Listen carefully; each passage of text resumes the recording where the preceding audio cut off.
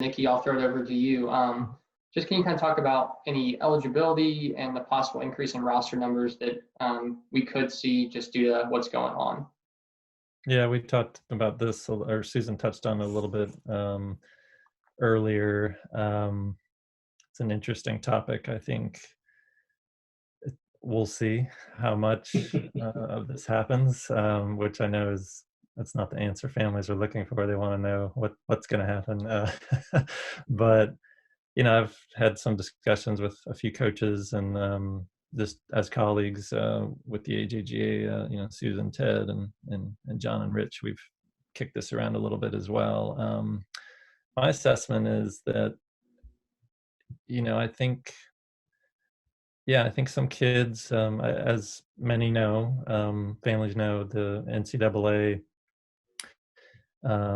provided forgiveness for an extra season of competition and then extended the eligibility clock a year for players in spring sports, golf being one of those. And so that's what's created the potential for these student athletes to return. So seniors that that didn't get to wrap up might get to, return this fall, but then other classes behind them might have the same option. My sense is some kids are going to. I think there's teams that are of the highest caliber. Some of the most talented programs in the country have players that are also of the same cloth. Very, very talented and good. Could be considering pro careers. With uncertain footing as their first steps as professionals, I could see a lot of those coming back to their college teams to maybe give another run at a championship that they were really close and on track for, that didn't materialize this year because of the canceled season. So I think that kind of makes sense to me.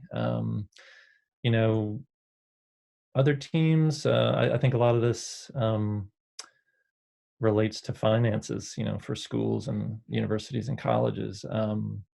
Budgetarily, how much of the scholarship, if we're a returning player, not just a senior, but maybe it's classes behind those college players that might consider coming back, will those schools be able to fund the scholarship for that additional year, in addition to other recruits that they may be signing to come in that same season?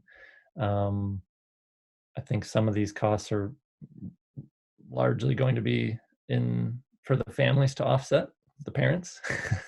And college it's expensive, I think, to support their children and have them go to school even with a scholarship. And golf is a partial scholarship world, even though the women's side, in Division I has 6 scholarships, and on the men's side 4.5. It's sure, there are some full scholarships out there, but it's a partial scholarship world. So I think there's going to be some financial challenges that will make it just not so easy to have everybody and anybody returning for an extra season of college golf. So I think it's going to be happening a little less often than some may suspect because of that factor.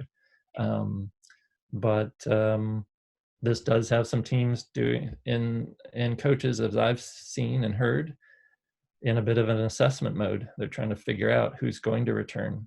Will they be able to return? And then who have we already have NLIs and signing agreements with coming in as freshmen?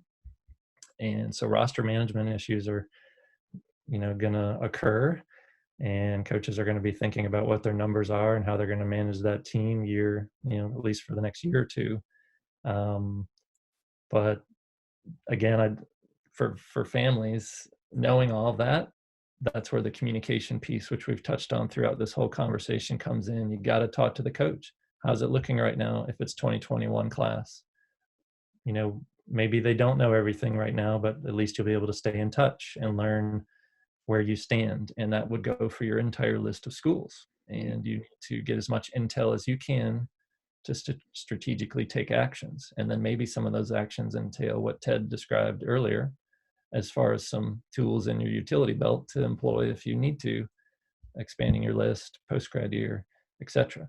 So I'm just trying to touch on the relevant things here. I don't have a certain answer, but I think there'll be some increases in roster sizes. Some kids will return, but I don't think that's going to be quite as common as, again, people may suspect, just because I think the finances of it are going to be somewhat challenging for schools, but also ultimately the families.